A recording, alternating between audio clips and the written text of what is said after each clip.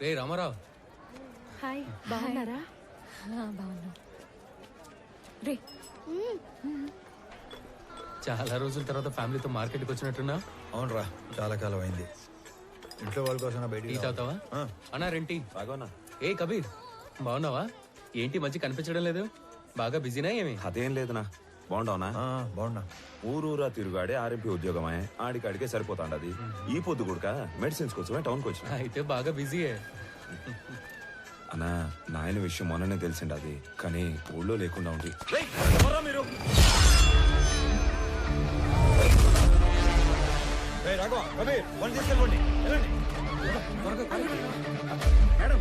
బాబు ఏం కాదు, రామారావు ఉన్నాడు. పదండి, పదండి.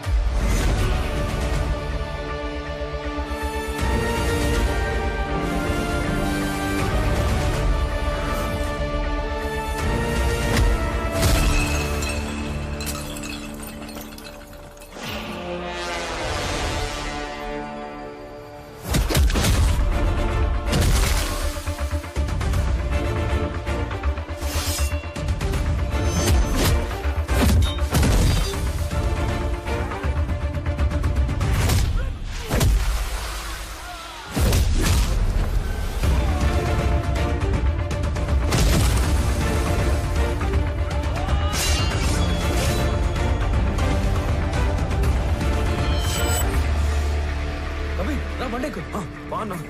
రామారావు అనేది ఇంత వైల్డ్గా ఉన్నాడు.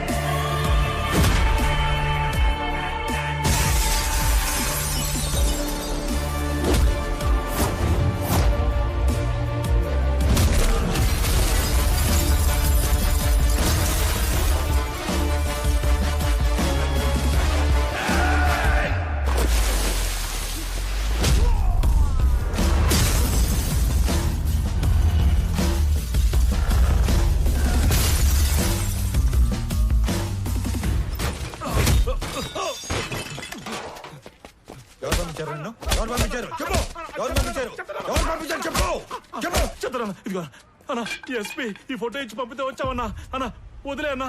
అన్నా ఆగండి రా, వీడు ఎవడో సంబంధం లేనోడు తగిలాడు.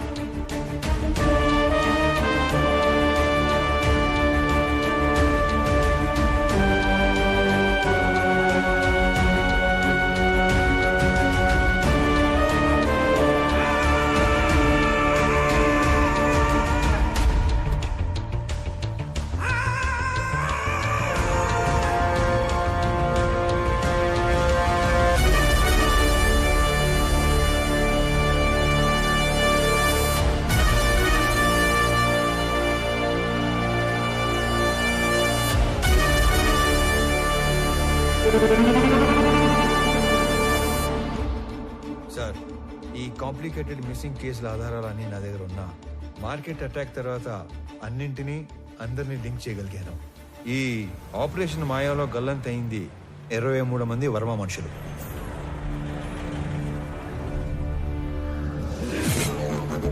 గల్లంతు చేసింది మా హార్స్లీ హిల్స్ ఏరియాలో మా కళ్ళ ముందే తిరుగుతున్న మేకవన్నె తోడేళ్లు, the most dangerous highway killers. ఆ గ్యాంగ్ లో అతి ముఖ్యమైన వాడు నా తమ్ముడు అనంత్. ఆ గ్యాంగ్ కి లీడర్ మా స్కూల్ జూనియర్ కబీర్.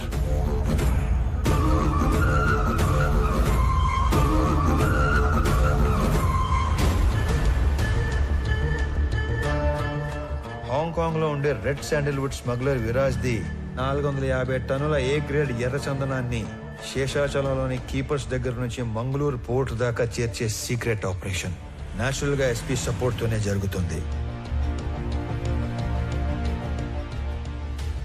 కానీ ఎస్పీ దేవానంద్ కన్ను 100 కోట్లు విలువ చేసే విరాజ్ టోటల్ కన్సైన్మెంట్ మీద పడింది.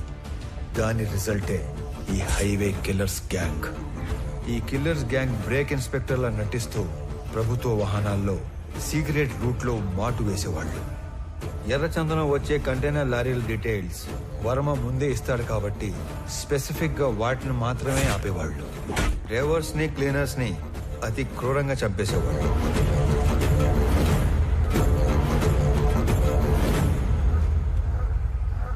ఆఖరి కంటైనర్ తర్వాత పోర్టుకి బయలుదేరిన వర్మకి రివర్స్ లో వస్తున్న కంటైనర్ కనిపించింది. వెతుకుతూ వెళ్లిన వర్మ కిల్లర్స్ గ్యాంగ్ కంటపడ్డాడు. ఏం చేస్తున్నారా ఇక్కడ? కంటైనర్లు తొప్పేయడమేంట్రా? ఎవర్రా మీ అందరు నా కొడకలారా? నేను ఎక్కడో చూశాను రా. ఏ వర్మ, వీడిది మా పక్కూరేరా. అరే అరే అడిగి తిరిగి సంబంధం లేదురా. అరే ప్లీజ్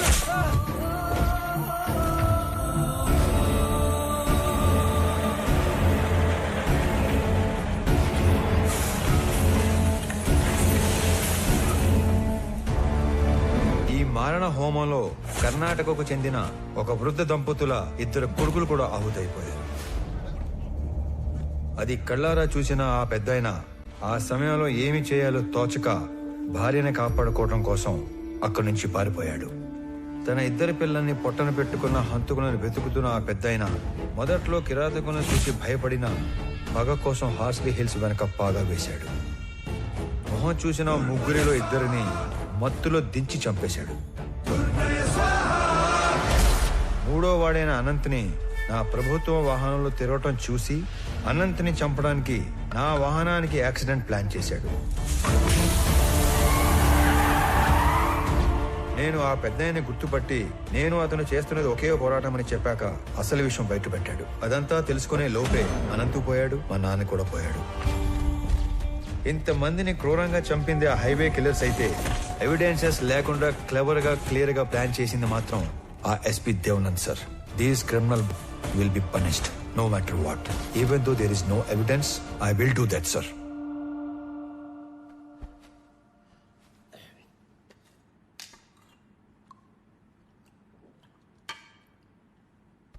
నువ్వు చెప్పింది వింటే నాకే భయం వేస్తుంది.